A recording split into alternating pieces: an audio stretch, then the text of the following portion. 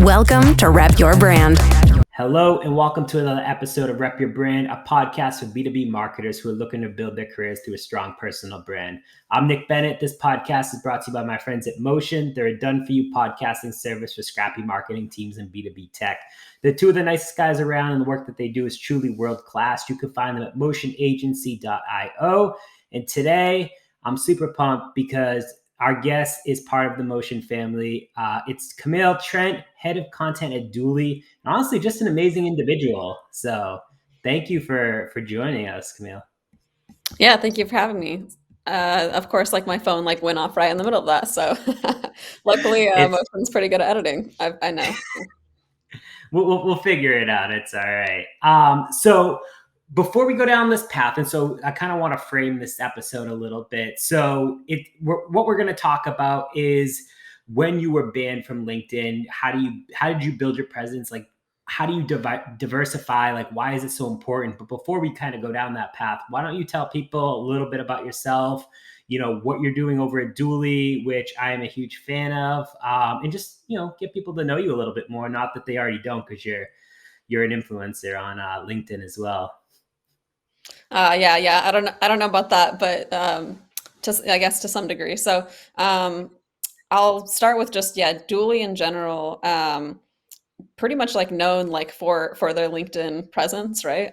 Known for their brand, definitely, and a lot of that's been manifested on LinkedIn as their primary channel. So, for context for everyone, when I got banned from LinkedIn, I had accepted the job there. Hadn't even started my first day, and it was head of content. So it's okay, our main strategy and channel is LinkedIn. You're gonna own the content part of it, and then within that time frame of me accepting and me starting, it was oh, you don't have a LinkedIn, you don't have a LinkedIn profile anymore. So I was well, that's gonna make it pretty hard for me to do my job. So very stressful times. To answer your question of how did I feel?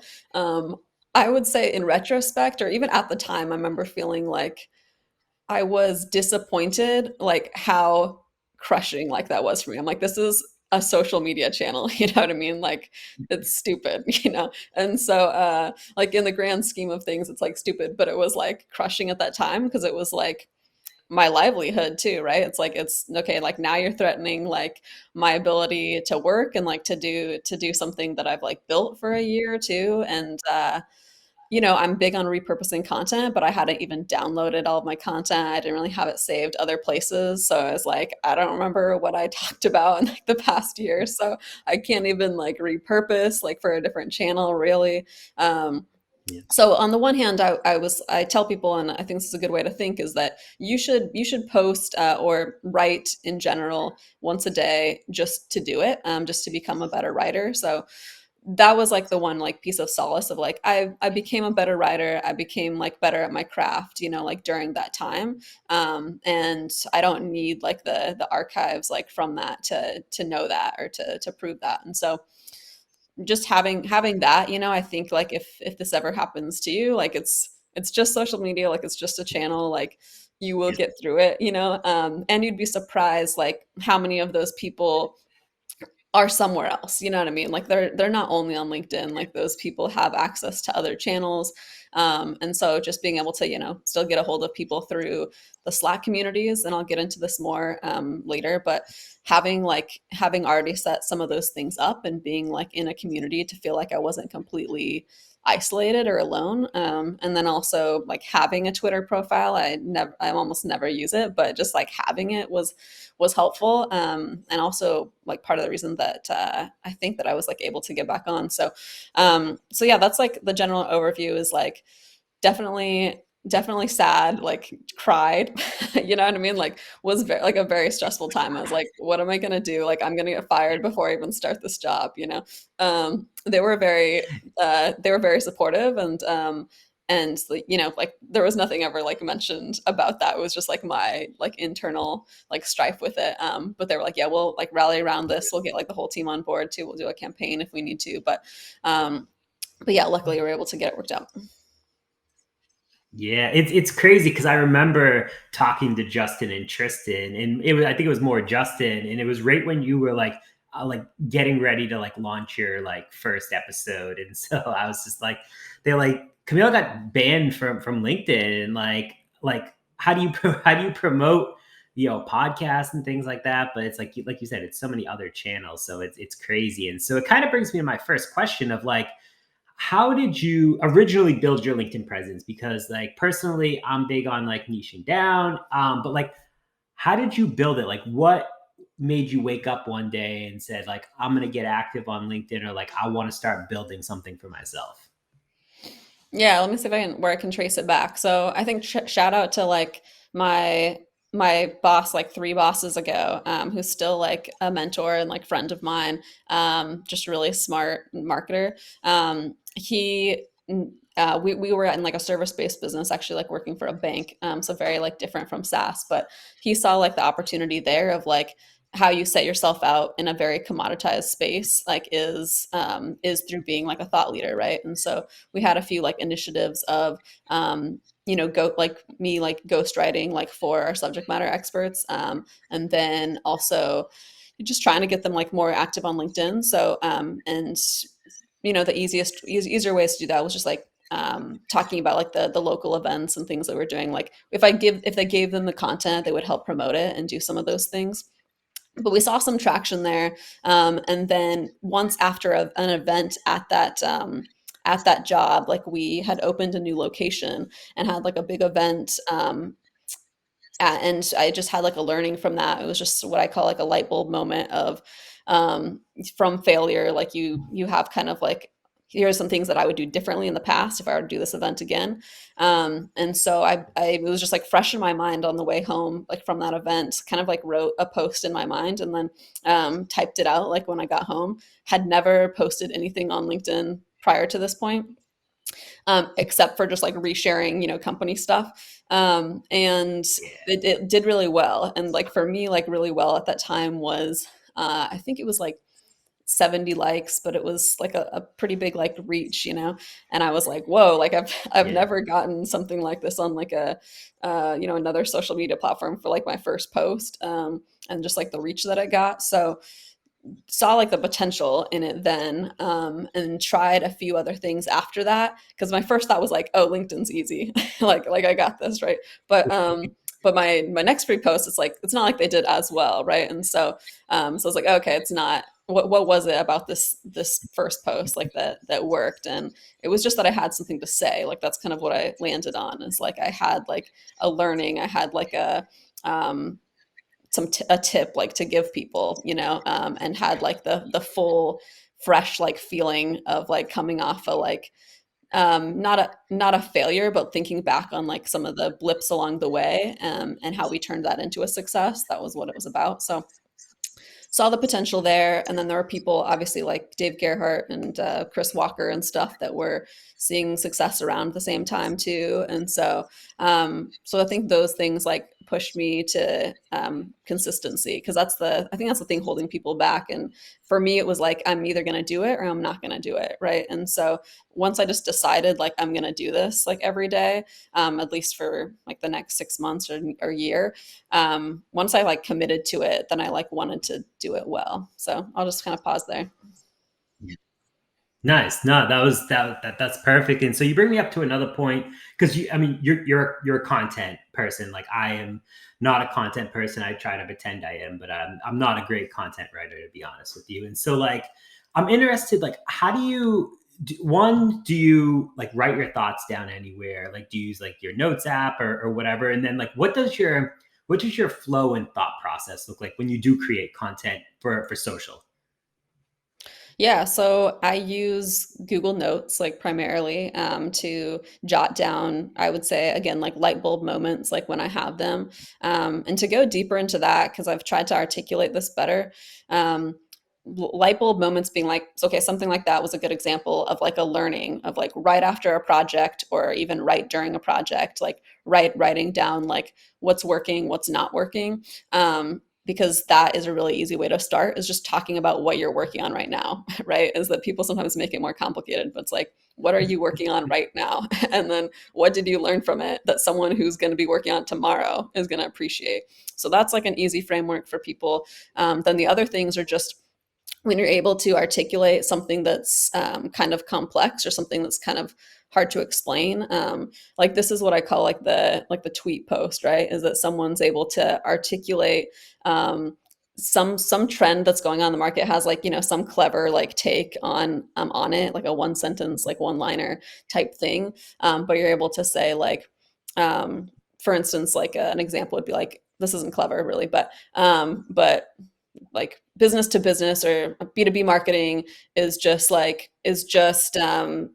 H to H, is just like human to human marketing. Like just simplifying something is like ultimately like you're not selling to a business, you're selling to a human. And so that being like your take on the thing, and that just being like a simplification of like, why do we make it so complex? And so so there's those types of posts. But yeah, anytime that I have an insight, something like that, I just try to jot it down. And then I'd say the third thing is kind of what I call like the analogy like type post. And so, for instance, like one of my most popular posts was about like how how it's not a good idea to try and hire a generalist marketer, and it's like trying to get like a 20-in-1 shampoo when like a 2-in-1 shampoo doesn't ever work for me. So so you know what I mean, so that's the creativity element, like that's like what elevates like a good post to like a great post, like is when you're able to add like a layer of creativity that people instantly connect with. They're like, oh yeah, it is like exactly like shampoo, and like that is funny. So taking it a step further of like, here's my point, and then here's like the vehicle that I'm gonna translate it to you. Yep. Absolutely. I totally agree with you. It's like that's kind of what I focus on. And it's helped me. Originally it was field marketing, and it was because no one else talks about it on LinkedIn. And so like it helped me kind of build it. I branched out and started to talk about other things, but like I just try to talk about stories somewhat that like can help other people. So it's definitely helpful. And so you built this presence for you. You're crushing it on LinkedIn. Like, you know, you got the job at Dooley. Like, how did building your LinkedIn presence kind of help you get a job at one of the hottest tech companies around? Yeah, I mean, I think who was it? I'm gonna forget his name. Romley from Product Led, like once tweeted that like marketing is just relationships at scale, right? And so it's like, you know, when you first hire someone, you start with like, who do I like and trust, right? Like who's in my inner circle of people, and so oftentimes that ends up being the case, because like, who do I want to work with every day, and who do I trust to like get the job done? And so but once you grow, like, and you know, once it's a hot market like this, it's not like those people are always available, right? And so then you go to kind of like that next layer, which are like your LinkedIn friends, like your like social media friends, and your internet friends, you know. And the way that you get past the like, I don't know you thing, or like I don't trust you yet, is like if you're posting what you know, you're posting like your expertise, and like you mentioned, like you're known for field marketing. And so having like that be a better version of your resume is just like your daily, like, I'm showing up, this is what I'm doing every day, like here are some projects, here are my results, you know. So then you're able to bridge that gap where you don't need as robust of an interview process, and you don't need like as much like hand holding in some ways. And so that, like in a nutshell, was partly it. So I can tell you that what I remember, if I'm trying to track back this customer journey in a way, or employee journey, was that somebody tagged Mark, who's our VP of marketing, in one of my posts of like, hey, like it was something like, hey, like you'd get along, or hey, you should check out Fire Talks. It was definitely like a check out Fire Talks, because it's around what you're talking about, right? And so I know that was the connection point, and that was probably a year or so ago.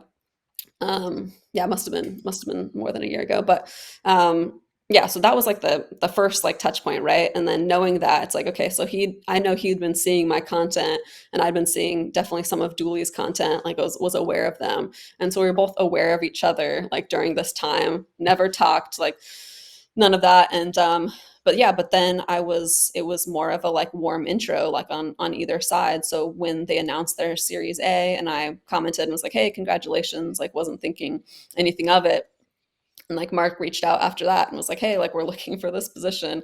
And we just basically continued to talk like for, it wasn't like an immediate thing. Cause I wasn't like ready at that time to like make a move, but we just kept talking. And then eventually I like, it was the right time. And so I came on board, but that was just for anyone like looking to like progress their career or just like looking for insight into how that happens.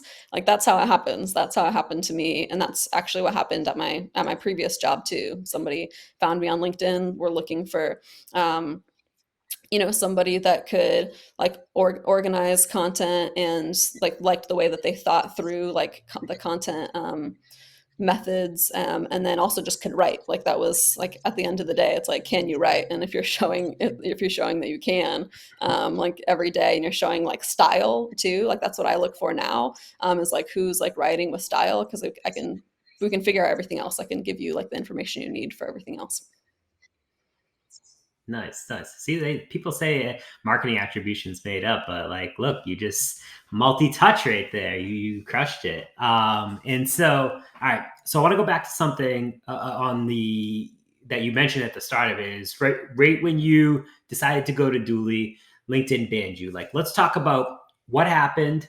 What exactly were you doing that for the reason that they say they banned you, and then how did you get back onto the platform? Yeah. So yeah, for context, like so months and months before this, I do remember getting like a suspension, and I'm not sure what they said the problem was at that time. I can't remember. But it was something probably that was similar to what ended up happening. So the last warning that they gave me was like two warnings like back to back, and I like couldn't figure out what I was doing, so I couldn't stop it. Like they just kept like suspending me like two back to back days, and I think it's like three suspensions then you're out type of a game. And so the reasons that they gave though was that my like activity was like high and suspicious. And then long story short, like after lots and lots of like back and forth like emails about this, I'm like, what could I possibly doing? Here's everything like that I've done. And so I landed on like a couple things though. So one thing was, at that time I was writing these pretty like in-depth tool comparison like type pieces, and was asking like my network about like their top tools, and their just like top insights on these topics. And then, to give them like proper attribution in the articles, like I would go to each of their pages, like grab their URL link so that I could like link back to them in the article. So most people wanted to be linked back to their LinkedIn. So I would do that, and then I would also like message people afterwards and be like, hey, like the post is live if you want to check it out. And so was essentially tapping into my network to create what I would call like community led like content. That's kind of what I call it, but was doing that. And that kind of led around this time too, LinkedIn changed their algorithm so you couldn't view too many pages. And it essentially came down to that. It was like, you're viewing too many pages. Like no warnings before this. It's just like you're suspended. And then it also didn't say like you're viewing too many pages. It just said like your activity is abnormally high and like suspicious, and we think you're using automated tools. And so anyways, like I actually was using like Shield at the time. So my first warning, I was like, maybe it's like Shield. I feel like that's a pretty okay tool. Like lots of people are using it. It's not fishy. But I took that off anyways. Like I just like canceled my account. I actually still don't even have an account with them because I'm Oh, just wow. too superstitious about it now. But took that off, and like any other things like that might have been connected from like the company account of like auto posting to company account, which I didn't use, but like I think like the marketer hire account was connected, in case we wanted to do that. So took all of that stuff off like just in case. But I think it came down to just like viewing too many pages. They don't say how many pages is too many either, which makes it tricky. But was writing a few of these pages, or these long form pieces back to back, and was doing it like all at once. Like was like, okay, I'm like copy and pasting these quotes like that people are commenting on my posts. And so Yeah, so that's my best guess at like what might have triggered like that activity type blurb. The other thing that's funny is like they say, yeah, too much activity, and it sounded like it could be to your profile too. I was like, well, I can't control like the activity to my profile, so I don't know what I'm supposed to do about that. But that was the reason that I was given. It was like, yeah, suspicious and like high activity. And then when I was able to talk to like a real rep and not like sort of like an automated message, um, it did say like page views, I think was like part of the problem. That's crazy. So like I remember because like one day you were gone and I was like, whoa, where'd she go? And I started seeing a bunch of people like post like free Camille, like bring her back. Like so like how did you actually like get, because I know recently this has happened to a bunch of people where they say it was a glitch, but like there was this guy on Twitter and like he still can't get back. He had like 50,000 followers too. So like how did you get back onto the platform? Yeah, so I don't know exactly like what ended up doing it. Like I said, I I talked to lots of reps. Like on, for instance, like on that LinkedIn profile, they're like, hey, if you can file a dispute here. They do make it really hard to like file a dispute or like talk to anyone about it. They're like, if you're gone, you're gone. Like you are off the grid. Um, but yeah, filed that and didn't make any progress really like with any of these people. They were like, you had like warnings before this, like this is your final strike, like you're not getting this back. And so honestly, I was at the point where I was like, okay, like can you at least give me my data, like can you at least like Mm, download like all of my data and give me just like the content back. And they did like agree to do that, or they were on board with doing that. But I think like what ended up helping was I found someone on Twitter that worked for LinkedIn, and noticed that he had like commented on someone else's post where a similar thing happened, and was like, "Hey, reach out to me." And so I reached out to this person who worked at LinkedIn, and told them like my situation. I was like, "Hey, like starting this new job, like my job is like dependent on this. Nothing I've ever done is spammy. Like none of the content, like to my knowledge, I'm not doing anything wrong." And so um, he yeah, I think like went to bat for me. Like I think he sent like an email internally, and like I think like made that happen. So yeah, it's still like it's like my behavior like now on LinkedIn like was definitely like toned back like since getting back on. And I think in part that's been like a good thing, right? Like I was also like just getting to a point where I was just like ODing like on LinkedIn. Like you know what I mean? Like I just was at like an unhealthy like activity level in some ways. And I knew it was like short term of like I want to hit like these like certain goals, but I was also like not good for me. And so yeah, so I stopped commenting like as much, which I wouldn't like recommend to people. Like you should do that. It's like it's a social platform and stuff. But I didn't comment as much, didn't go to pages as much, like didn't connect as much, and just like was playing it super safe when I got back, because I like didn't want to risk losing my platform again. And it's still kind of in that space. But I've also been like it could happen like again. And now I was able to launch like my podcast, so I have like another piece of content or place that people can find me. And then yeah, the next step I think would be to be posting like more regularly like on Twitter, like speaking to diversification. And then the other thing I did was I am in like a few different Slack communities too, and like Pavilion, Rev Genius, like those ones, as well as like Jay's group, and some other things like that. And so having like those like connections like to the tech world and to the revenue world is a little bit more comforting. And I would recommend people do those things too, just because you're like, oh, okay, I only know these people through LinkedIn. Like that's my contact information for them. So like, how do I how do I even talk to them anymore? So yeah, that's kind of like a loophole around that. yeah, no, I mean, it definitely makes sense. It's because like I feel like I'm in a similar boat where I I probably shouldn't admit this, but like I put like all of my like eggs into that one basket on LinkedIn. But like, yeah, I have a Twitter and it's done okay. But like honestly, they're so different that I struggle on like the Twitter piece. And so like now having like two podcasts, like that's been really, really helpful as well. And so I think diversification is really, really big. I probably still like, a huge chunk of it is LinkedIn. And like, I thought about this when I started to see everyone getting like, those suspensions like a couple of weeks ago. I was like, what would happen if like this just happened to me? Cause like I don't have a backup plan outside of my podcast and like Twitter. Like I don't have a newsletter. And the reason I mentioned that is because I was talking to Devin Reed and we were talking about newsletters, and that was basically his thing. He was just like, if LinkedIn decides to boot me tomorrow, like I want to still be able to have these people's email addresses, be able to communicate with them. And creating a newsletter has helped him do that. And so like, have you thought about that at all? Like, unless I'm wrong and I just blatantly missed you have a newsletter, then I apologize.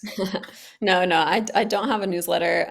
Yeah, actually, and maybe that would be like that's actually probably more likely to be like the next step. I guess I didn't think about that for this podcast, but I have thought of it in general. So one thing that two things I thought about doing with that is going back. Like I have enough of a repository, and like you do as well, to I think create like a good newsletter.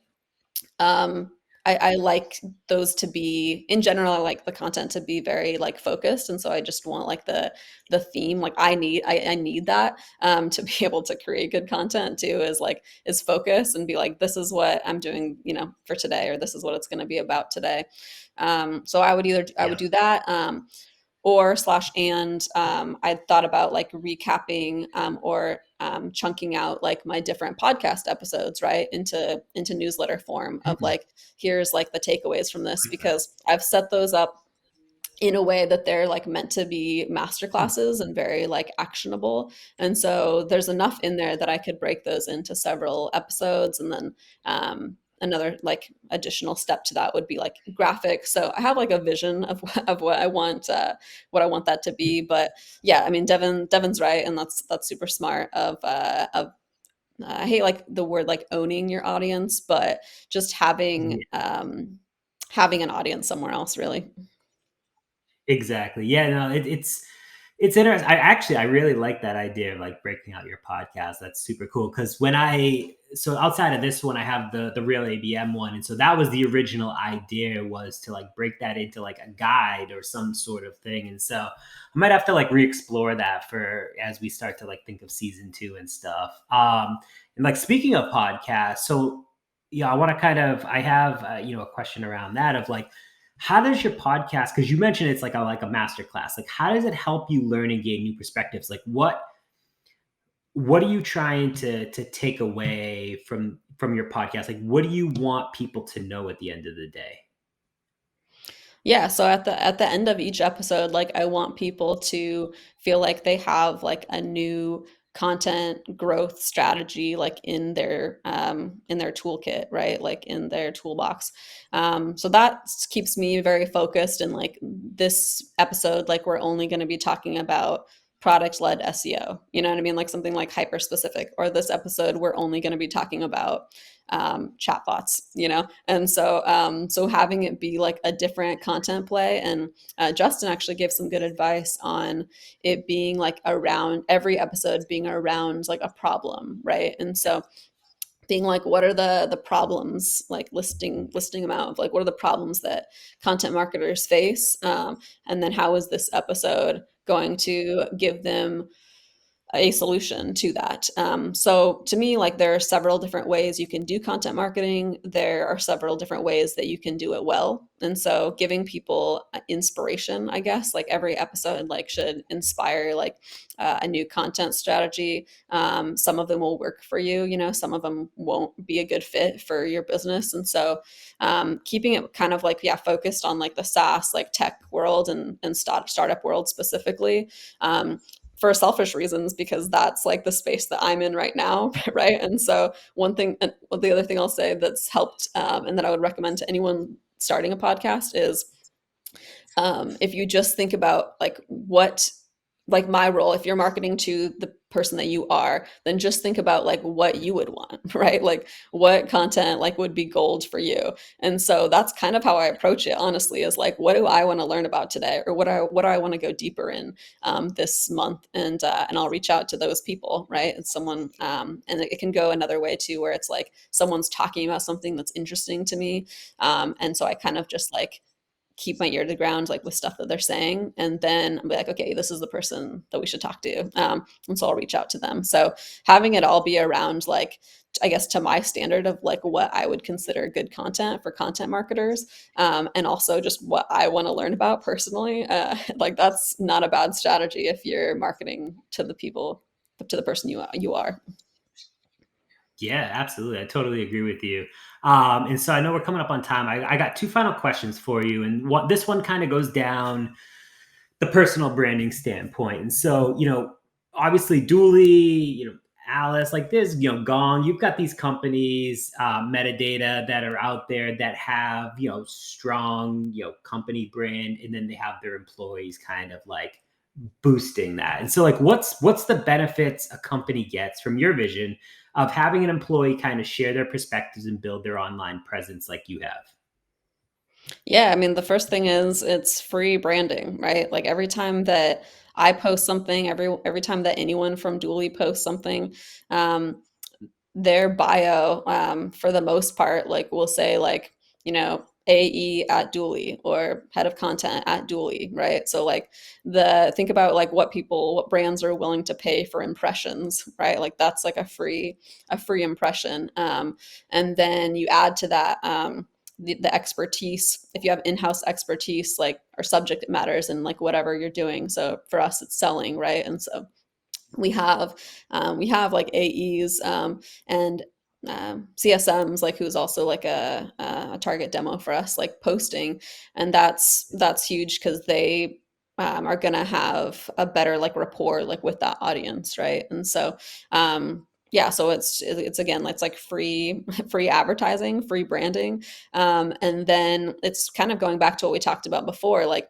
we not only want to work internally with people that we like and trust and think they know what they're doing, but we also want to work with those types of vendors, right? Like we want to like work with those types of companies, like even like in our tech, in our partnerships and stuff. And so it builds like this, it builds partnerships, right? And it like builds like that trust of like, hey, like these people at Dooley like clearly know something about sales, they know something about the sales process and like efficiency. And so, so if you ever have that problem, like being the company that you think about reaching out to first, like that's why you do it. Yeah, no, absolutely. I totally agree with you there. And then, so like the final question that I have is kind of, do you have any final parting words for people who want to start creating, their own content? I know we talked about it a little of like, just tell your stories, but like, what would you give? And the reason I mentioned this is because like I was put a post, I think it was yesterday, and it was like, I wish I was active on LinkedIn in college. Like, just think about how much further you would be ahead. And people say, I'm in college, I don't have anything to say, but like, everyone has something to say. And like, what would you kind of recommend to just like get started? Yeah. So the number one recommendation I always have is just start by commenting on other people's stuff, or to start by reaching out to the people that you want to learn from, I think. So, like early on, for instance, like I reached out to Justin, who was at TechSmith and is now at Metadata, right? And like kind of like formed a friendship, or like formed that connection like early on, because I was like, this guy gets it. Like I like what he's doing. And so we had just like a few offline conversations.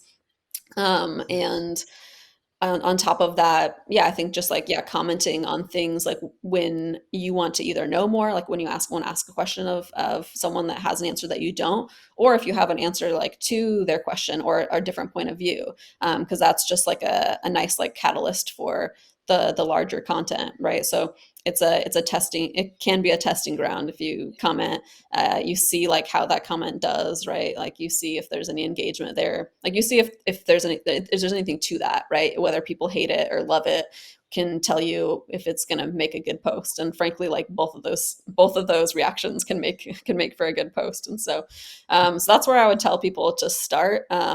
Is you don't have to create something from scratch. Like it's never from scratch. Like everything is copied, everything is inspired. I'm not saying that I copy anyone's stuff, and I'm like very against that, and very cognizant to not do that. But I just think like to say that everything is net new and original is false. So don't be afraid to like be inspired or just creative about what your next post is going to be. It could just be your comment. Yeah, I love that for sure. Amazing. Well, Camille, where can people go to learn more about you, connect with you, learn more about Dooley? Anything you want to plug here, feel free.